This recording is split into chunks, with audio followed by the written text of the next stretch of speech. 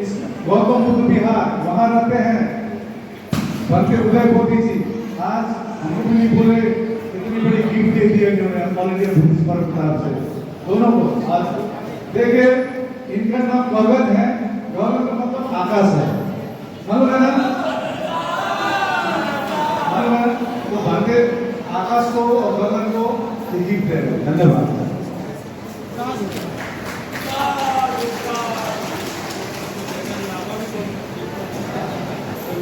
सतीश जी बोल रहे हैं, गगन लामा बोले थे इनको, तो सतीश आप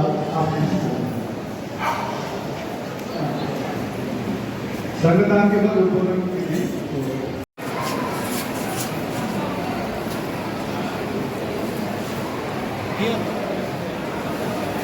अलग अलग फोटो चाहिए।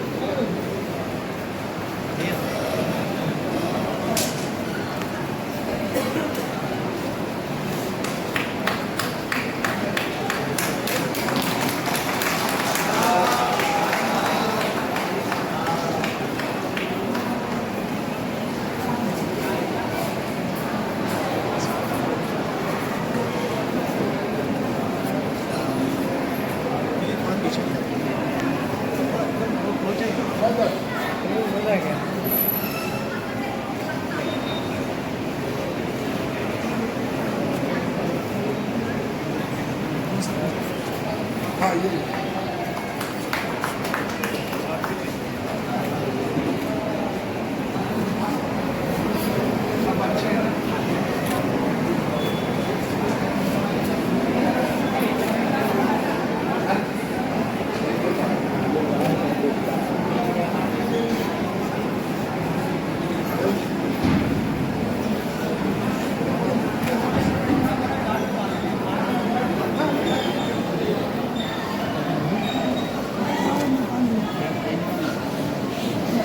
आगे पीछे पीछे आओगे।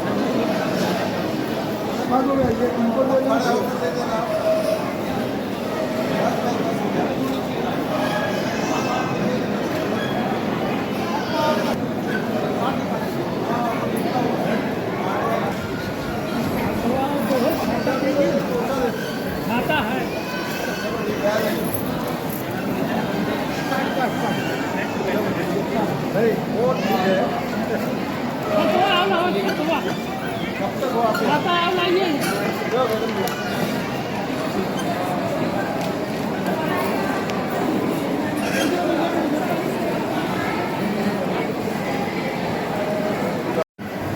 नमो बुद्धाय, जय भीम। अगर आंदोलन से इतनी ठंडी आवाज आएगी तो मुझे लगता नहीं है कि आप महाबोधि को मुक्त करा पाएंगे। जय भीम।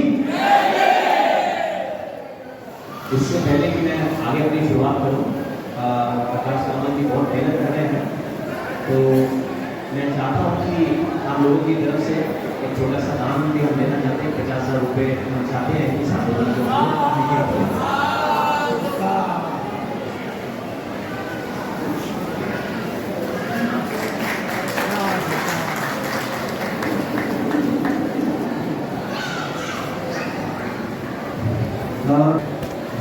बहुत अच्छी आपने बातें कही हैं, सुन रहा था, बहुत मोटिवेट करने वाली बातें। और आप सब लोग यहाँ सुबह से बैठे हैं, मैं जानता हूँ ये तकलीफ का काम है, लेकिन कोई भी मंजिल बिना लड़ाई के मिलती नहीं है, तो ये जरूरी है जो हम कर रहे हैं।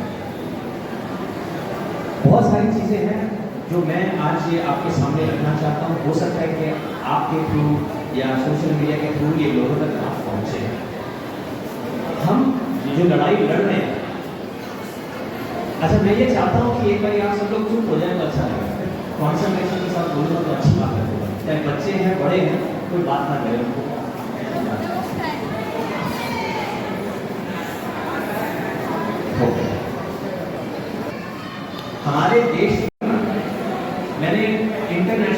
सभी बौद्ध राष्ट्रों में मैं गया हूँ, उनसे सीखा है। बौद्ध धर्म भी मैंने श्रीलंका में अपनाया है, तो मुझे मालूम है वहाँ की प्रतिक्रिया क्या है, किस तरीके से उन चीज़ों को आगे बढ़ाते हैं। और थाईलैंड में गया तो वहाँ तो मैंने भिक्खू का जीवन भी जिया है 4 महीने तक, भिक्खू बन के गया। तो मैं जहाँ गया हूँ वहाँ एक महासंघ है और एक संघ राजा है और एक सुप्रीम काउंसिल है जो बुद्धिज्म से रिलेटेड सारे निर्णय लेती है। हमारे देश में भिक्खु संघ है लेकिन बहुत सारी भिक्खु संघ है, एक महासंघ नहीं है जिसका एक संघ राजा हो और एक सुप्रीम काउंसिल।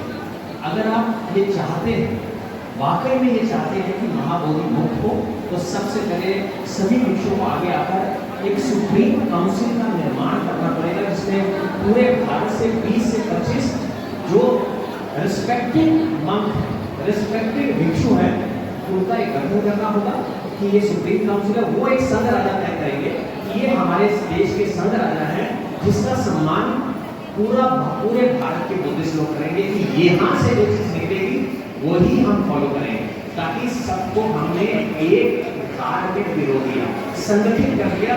ये सबसे पहला जरूरी काम है। मैं चाहता हूँ कि आज हम यहाँ पर एकत्रित हुए तो ये संदेश पूरे भारत में चला जाए। अगर आप चाहते हैं कि ये इसका रिजल्ट आए तो हम करें।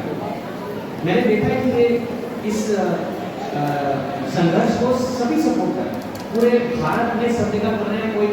कोई नागपुर में 10 किलोमीटर चला है, कोई झारखंड में 10 किलोमीटर चला है, कोई महाराष्ट्र में 20 किलोमीटर चला, कोई हजारों लोगों को करके चला, साथ में चल रहे हैं, बड़े बड़े आंदोलन वहां पर देख रहे हैं। लेकिन आप अगर अपने स्टेट में जाकर, अपने एरिया में जाकर आप हजारों संघर्ष कर लेंगे तो आपको जीत नहीं हासिल होगी। अगर आपको वाकई में दिखाना है कि संघर्ष करना कि उन्होंने किया है तो उनको बोध गया आना ही होगा और हजारों लाखों की तादाद में आना होगा, तब बदलाव आएगा। अगर आप ये सोच रहे हो कि अपने एरिया में अगर आप करेंगे और हमें जीत हासिल होगी या महाबोधि जो है मुक्ति आंदोलन सक्सेसफुल होगा, तो वो होने वाला चांसेस मुझे बड़े कम दिखते हैं। अनलेस एंड अनटिल पूरे भारत के बुद्धिस्ट एक जगह पर एकजुट ना हो जाए। और धरना भी देखो, बोध गया में मेन टेंपल के आगे ही धरना होना चाहिए। ये बात इनकी बिल्कुल सही है कि और कोई तय नहीं करेगा कि धरना कहाँ देना है, ये तय हमें करना है कि हमें धरना कहाँ देना है। तो मेरा सबसे पहले तो महासंघ के लिए आपसे एक जिसे कहते हैं पूरे भारत के बुद्धिस्ट लोगों से रिक्वेस्ट है, भिक्षुओं से रिक्वेस्ट है कि इसके गठन की शुरुआत आप जल्दी से जल्दी कर दें। नंबर 2, मैं ये मानता हूं कि अगर आपको किसी का होना है तो पूर्ण रूप से हो जाइए, नहीं तो उससे उसी शक्ल मत देखिए। आज आकाश लामा जी अगर लीड कर रहे हैं और सब उनके साथ हैं, तो ये जो पैसे को लेकर एक चीजें आती हैं कि पैसा ज्यादा हो गया कम हो गया, या तो आप इस गली में आइए ही मत। अगर आ गए हैं तो अपने आप को पूरा न्यौछावर करके आइए कि अगर ये इंसान के पास जो अगर पैसा आ भी गया तो ये इंसान वो पैसा भारत को गवर्नमेंट करने में ही लगाएगा और किसी काम में पैसा वो आदमी नहीं लगाएगा।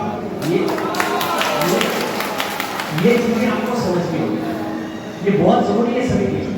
और सबसे अहम बात, मैं बहुत सारे बुद्धिस्ट राष्ट्रों में गया, देश में फिर वापस आया, देखा कि भारत में बुद्धिस्ट पॉपुलेशन कम क्यों है, कि कारण क्या है कि हमारे देश में बुद्धिज्म इतना कम क्यों है, आखिर कारण क्या है। तो मुझे लग रहा था कि पहले दूसरे धर्मों के लोग शायद से आगे बढ़ने नहीं दे रहे या कोई इस तरह का कारण है, लेकिन जैसे जैसे मैं इसमें डूबता गया तब मुझे समझ में आया आज बुद्धिज्म कम जो है हमारे देश में, उसका कारण कोई दूसरा फर्क नहीं है, स्वयं हम ही लोग हैं, जिसका उदाहरण आप इसी समय देख रहे हैं। आज लोगों को मुझे ये सुनने में आता है, बहुत सारे लोग ऐसी बात करते हैं कि क्वेश्चन कर रहे हैं कि ये गलत हो रहा है, वहां पे वो क्यों कर रहे हैं। आपकी बात समझो, अगर हमारी लड़ाई होगी तो ये सक्सेसफुल नहीं होने वाला। ये आपको समझना होगा, लोग लड़ाएंगे किसी न किसी बात को लेकर, कोई पैसे को लेकर लड़ाएगा, कोई भिक्षु की इमेज को लेकर लड़ाएगा, कोई किसी तरीके से लड़ाएगा, लेकिन वो याद रखो वो हमारी घरेलू लड़ाई है, वो भिक्षुओं की घरेलू लड़ाई है। क्या सही है क्या गलत, लेकिन जब हम बाहर निकलेंगे तो हमें संगठित होना ही होगा। अगर हमें संगठन टूट गया तो आप समझ लीजिए माँ मोदी का सपना कभी भी पूरा नहीं होगा। तो संगठित होना जो है वो सबसे इम्पोर्टेंट है। ये मैं इसलिए मैंने आकाश लामा जी के लिए कहा कि आप अगर उनको मान रहे हैं तो दिलो जान से मानिए। और इतने भिक्षु जो मुझे दिखने में आया, 140 दिनों से दिन रात इस संगठन में शामिल है। जब मैं सोचता हूँ, मैं जब वो चिवर मैंने पहले ही था तो मुझे लगा कि इतनी जिम्मेवारियां मेरे कंधों पर आ गई, इतने बलिदान। अभी तो मैं ये इस कुछ पलों के लिए गया था और मुझे मालूम था मुझे एक दिन चिवर छोड़कर वापस नॉर्मल जिंदगी में आना है। लेकिन वो 4 महीने भी मुझे ऐसा लगा कि मैंने कितने बड़े बलिदान दिए हैं कि ये मैंने चिवर पहन के अपने आप को ऐसी चीज डाल दी। और जिन्होंने जीवन भर के लिए चिवर पहना है, उनकी बलिदान की आप चेष्टा कर ही नहीं सकते कि वो कितना बड़ा बलिदान है जो उन लोगों ने दिया। और 140 दिन बैठकर यहाँ इसके लिए वो स्ट्रगल कर रहे हैं।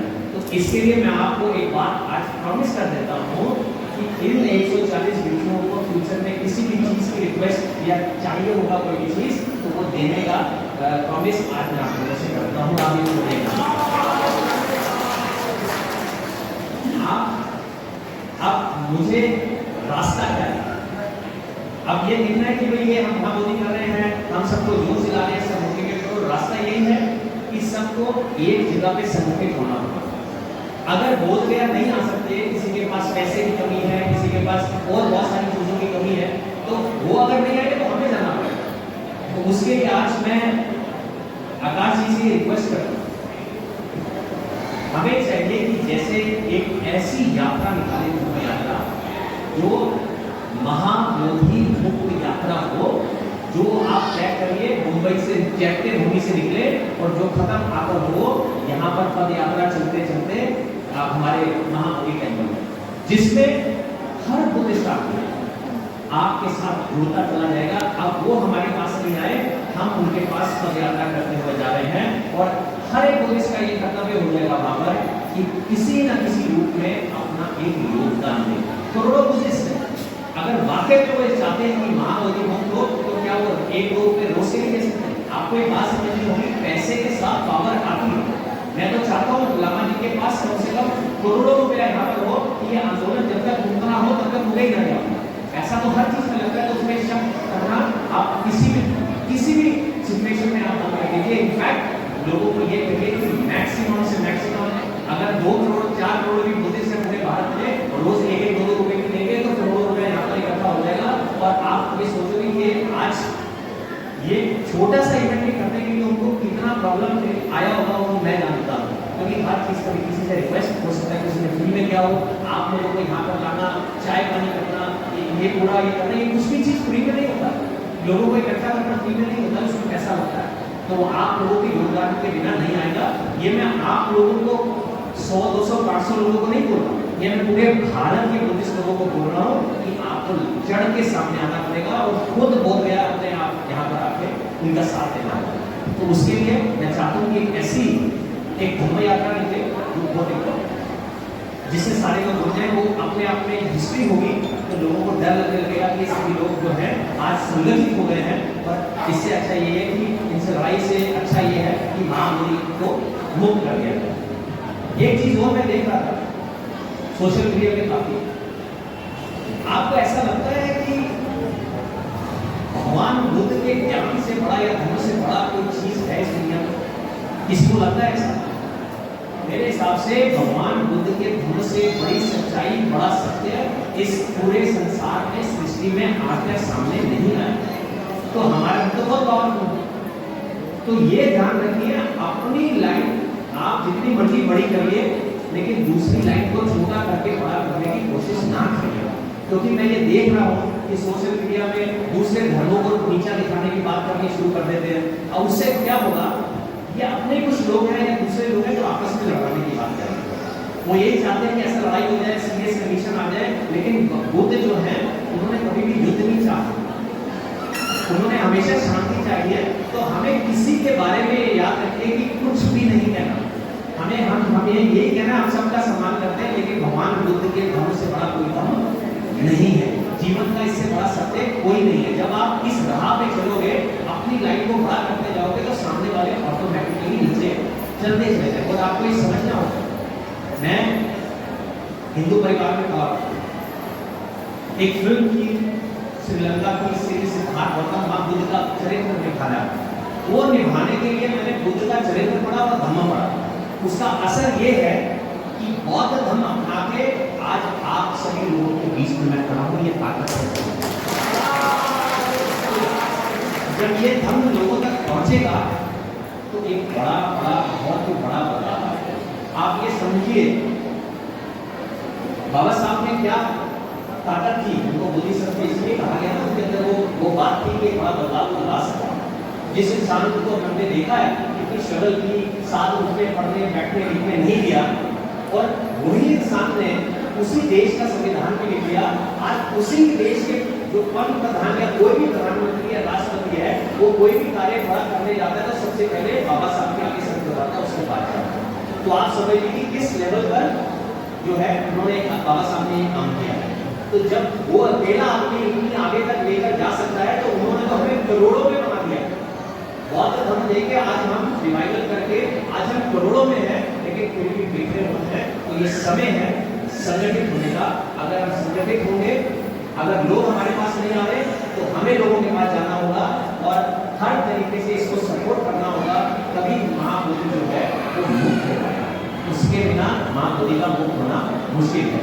आज मुझे लगता है कि इस मेरी बात से आप इस कार्य के ऊपर काम करना शुरू करेंगे कि एक सुप्रीम काउंसिल का निर्माण करेंगे, और उस सुप्रीम काउंसिल में जो भी संघटना होंगे या जो भी सेक्रेटरी होंगे, उनका इंटरनेशनल टाइप कराना उसकी जिम्मेदारी मेरी होगी, ताकि उनको वही सम्मान उस काउंसिल को पूरे विश्व में मिले और पूरा भारत में फॉलो करे। मुझे तो ऐसा लगता है कि कई बार कोई खराब चीज होती है उसमें भी कहना भी तो बेनिफिट देता है। तो ये जो जैसे इन्होंने कहा कि इतने सारे लोग इकट्ठे हो गए, सबने भी कहा कि इतने सारे लोग साथ में जुड़े होंगे, जो काम घर के इसी में बैठकर नहीं हुआ आज पूरे जो है पंडालों में बैठकर हो रहे, तो उसमें कहीं ना कहीं कोई फायदा तो हो सकता है। ये हमारे उत्कृष्ट लोगों के लिए सुनहरा मौका है संगठित होने का। तो अपने सारे मन मिटाकर जब आप लोग मिलकर काम करेंगे तो महाबोधि आंदोलन जो है वो सक्सेसफुल होकर ही रहेगा। जहाँ तक मेरी कोशिश है, मैं अपने दायरे में जो मुझसे होगा, मैं आकाश लामा जी के साथ, भारत के सभी बुद्धिस्ट लोगों के साथ, महाबोधि आंदोलन जो है उसके साथ दिल और जान से आप लोगों के साथ हूँ। किसी को कोई काम होगा तो वैसे चर्चा कर सकते हैं। एक बार फिर से मैं दिल से आप सभी का धन्यवाद करता हूँ और बहुत आभार व्यक्त करता हूँ कि आज मुझे आप लोगों के बीच में उन्होंने बुलाया और बोलने का मौका दिया। जाने से पहले भिक्षु लोग यहाँ पर हैं, जो भी भिक्षु लोग कोई ऐसे हैं, ये भी अनाउंसमेंट कर देते हैं, जो 40 साल के आसपास के भिक्षु हैं और वो अभिधम्मा, थाई लैंग्वेज और पाली, ये तीन एक साल के लिए थाईलैंड पढ़ने जाना चाहते हैं और वो सीरियस हैं। आकाश लामा जी अगर मेरे को उनका नाम रेफरेंस करेंगे तो उनका 1 साल का खर्चा, टिकट, वीजा सारा कुछ उन भिक्षुओं का मैं उठाऊंगा।